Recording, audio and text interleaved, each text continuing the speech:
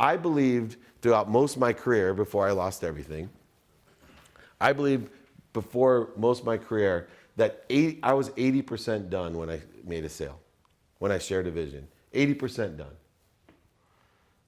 Nothing could be farther from the truth. You're 20% done. What really sells is managing and developing a vision. That's what makes it thrive. Managing and developing, being more interested than interesting.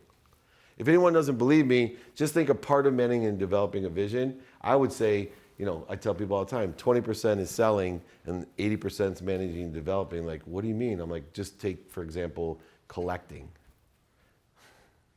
20% is closing a deal, 80% is collecting the money. Anyone that knows selling, hear me live.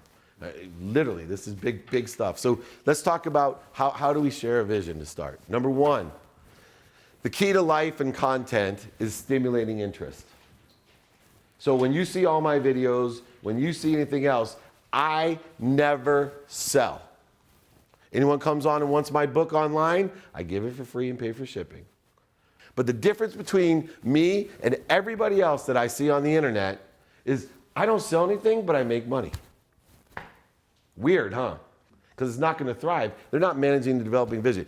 Some of them that are lucky, very few, might make short-term cash, but it's not going to last because you're not managing the developing vision. What do I mean? I could sell you something, all of you. I could tell you all kinds of different manipulative things without telling you the entire truth and go through. But if when I send you my, it's not wearing well because it's vibrating slower than my sales pitch, right? My stimulating interest and transitioning and vision is far greater than what you get.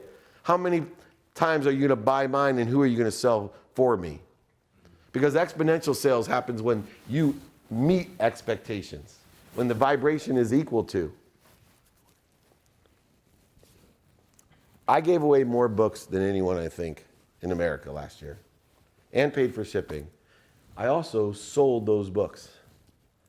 I sold 5 times as many books as I gave away, which is about 20 times more than the previous year when I tried to sell the book. I fought people on the internet. They say, I really want to buy your book. No, let me mail it to you. Give me your address.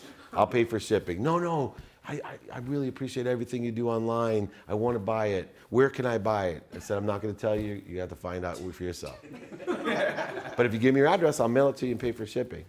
And then what do? I send 2 books. Give one to your friend. And they're signed.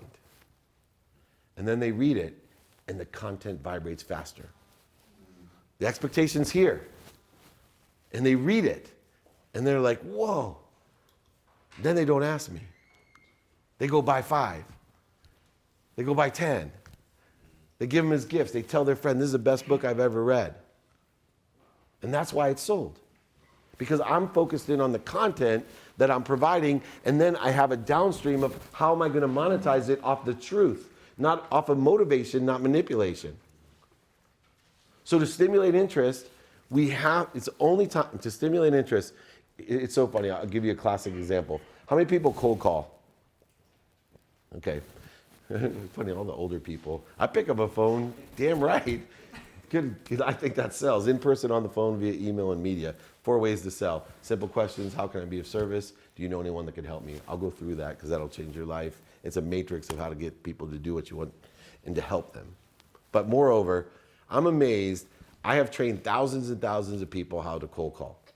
Number 1 trick I have of cold calling is called the alter ego effect. A guy named Todd Herman wrote a book about it. I did it before he wrote the book, but I'm amazed by it. The reason people can't cold call is they have a whole bunch of ego issues that make them feel inferior. They're afraid. It's very simple why people can't cold call. So let me fix that for you real quick. Who here is afraid of cold calling? So if none of you are afraid of cold calling, you're not cold calling, you're morons. I hate to call you that. Because if you're not afraid to cold call, you should be cold calling. Can you call it warm calling? Call it whatever you want to call it, but you should be calling people, asking them for help. You should be calling people every day, asking them for help, and also asking how you can be of service. They go hand in hand. But let me tell you, alter ego is very simple. John and I, and test it out with anyone you know. Let's take an hour. John and I will cold call on our own. Dave Meltzer, I'm with Euphoria. Here's a great thing, blah, blah, blah. I'd love to have you in. Just stimulate interest. John does it. We would come up with the statistical success that each of us has. I promise you this. If we took the next hour and I called and said, hi, this is John, and he called and said, hi, this is David, we would double our success. That's how far our ego's in our way. We have to have an alter ego effect. So understand, if you want to take your ego out of any sales process, you either have to change your name or change your identity. Because your mind, body, and soul can't work that way. If you're somebody else, your ego is completely detached, and your ego is what gets in your way from everything, from saying thank you, to selling, to closing. Because you have the need to be offended, the need to be guilty, right, inferior, superior, especially when we're selling. All of these emotions happen all the time. There's a fear of loss. And if I can take you out of that with an alter ego effect, you'll be so much more successful.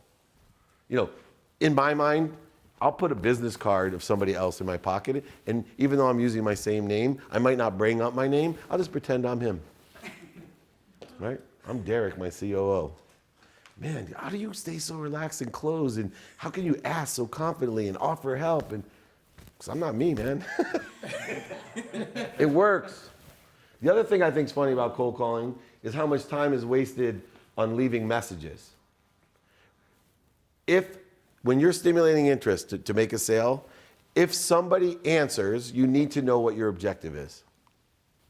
Right? If somebody answers, I know my objective. I want to stimulate interest to transition it. And there could be a variety of ways to do that, right? Come in for a meeting, send collateral material. There's all kinds of transitioning of interest that occurs. But here's the biggest waste of time that I found in sales.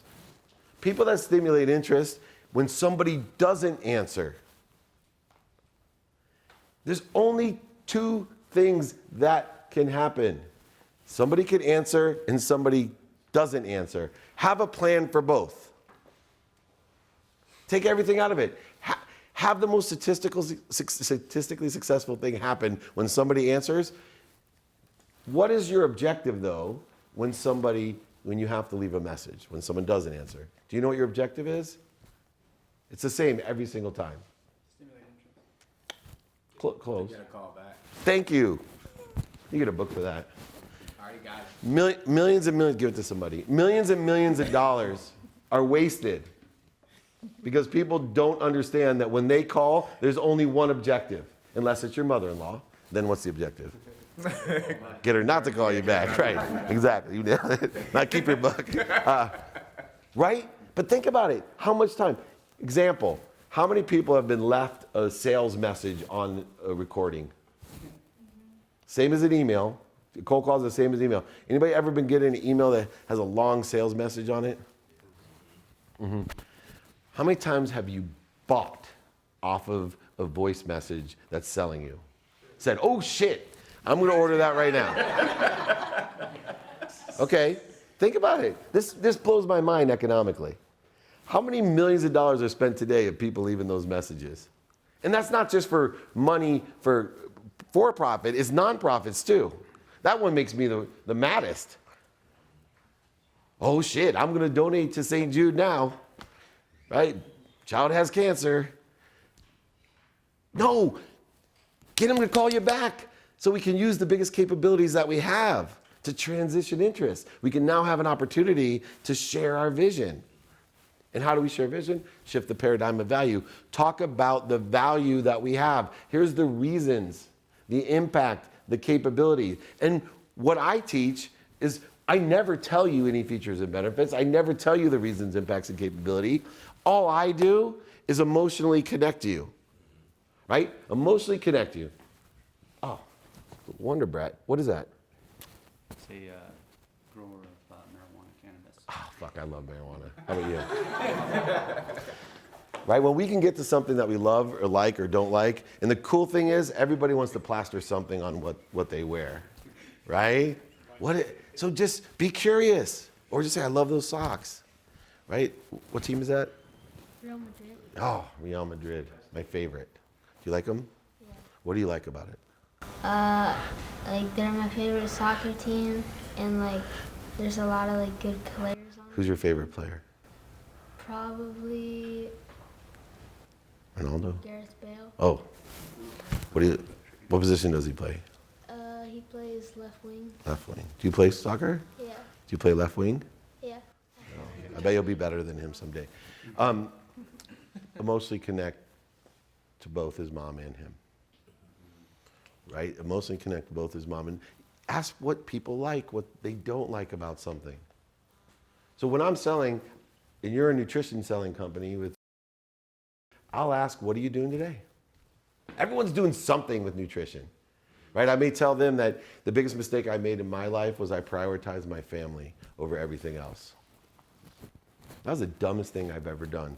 And 2 years ago, 47 pounds ago, I decided I better prioritize my health. So I started telling my family, you know what, I'm going to the gym. I'm not going to go do that.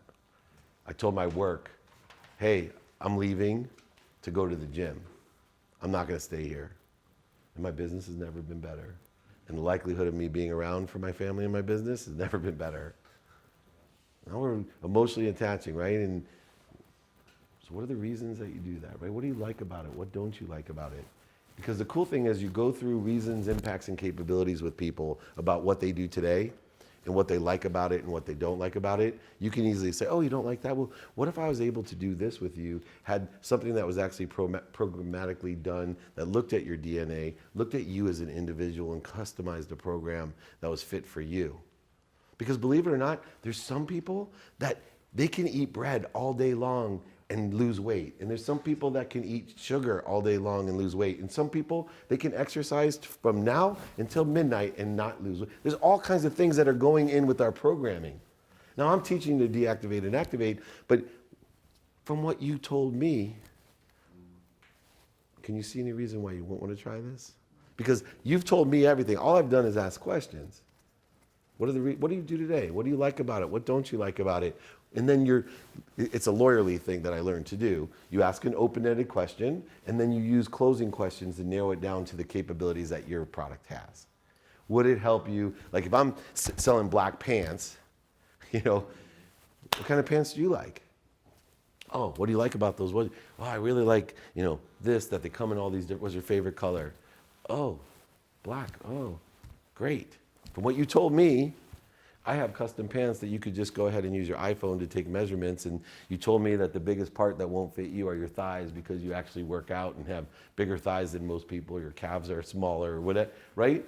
I can sell anything. Why? Because I'm more interested than interesting. And I'm looking at just 3 things all the time. Reasons, which are emotionally connections, impact, which is quantifiable, and the capabilities are of my product. And it also saves you a ton of time and money for one reason, because if the reasons, impacts, and capabilities are not aligned with what your product does, you're not going to waste your time what? Chasing them. Because you're more interested than interesting. No, don't worry. Right? For me, I want to get to the no's more than even the yeses. I have a rule about no's. 2 rules that'll... Some of you may have heard them before, but I love them. 1, the perception of no is like the alter ego. Who here likes hearing no? Yeah, good. Everyone should love no's. Let me tell you why. Change your perception. A no is a lesson, first of all. It's a miracle. It's an expansive process. But moreover, what if I told you today, and could guarantee it, that you were 25 no's away from getting what you want? Who here would be excited on their first no? How about your 24th no? Yes. Super excited, right? Well, I am here to tell you one thing. You're only so many no's from getting what you want. You're only so many no's. And the cool thing is, a lot of times, it's not 25. But for some reason, we'll take that first no, and there's no excitement about it. You're that much closer to getting what you want. And there's tons of people out there that you can use up to get no's for. Now, I trust the universe more than most people, and I came up with a secondary thing to shorten that process, because I know there's so many people. I'd rather spend time on people that will give me a yes faster than 25. And so what I do is I use the rule of 3, the universal rule of 3, which says if I'm going for a close, and the first time I go for a close, you are not on the phone call, that's a no. even though I didn't get an answer. And the second time, I have a flat tire. We're going to do it in person. I have a flat tire, and I don't get there. The universal second no. And the third time, I call and we have a conversation, and I get blown off in like, well, I'm not really sure, if this is for me, or can I let you know in 2 weeks, or universal 3 no. When I get the universal third no at all times, I let them know this. Hey, I can appreciate where we're at. I just have to tell you, I have a lot of people that I need to take care of that are my current clients. I'd love to do business with you when you're ready. So when you are, just give me a call. Does that sound fair? Always use does that sound fair at the end of everything. It hits an emotional chord. Everyone wants fairness. Doesn't need any justification. It's easy to quantify. Does that sound fair? 50% of the time when I use the universal laws of no's, my deal closes right there. Wait a second, I got time. Well, I'll call you. Oh, 50% of the time, I have to spend no more time. And guess what? The other 50% of the time, they never, ever, ever, ever call me back. And guess what I just saved? All that time, because I don't want to wait for 25 or 30 no's or 50 no's. And yes, I do, though, have once in a while someone in the universal no call me 2 years later and go, hey, I was just thinking about you. I think it's time. I trust the universe. I also trust numbers and math, that I'd rather spend my time on the most efficient, effective, statistically successful people in aligning with what I do. So if it comes to that, why would I go against what I believe in the universe, that I'm attracting the right thing when there seems to be resistance? Why not find someone with no resistance to what I'm trying to share with them?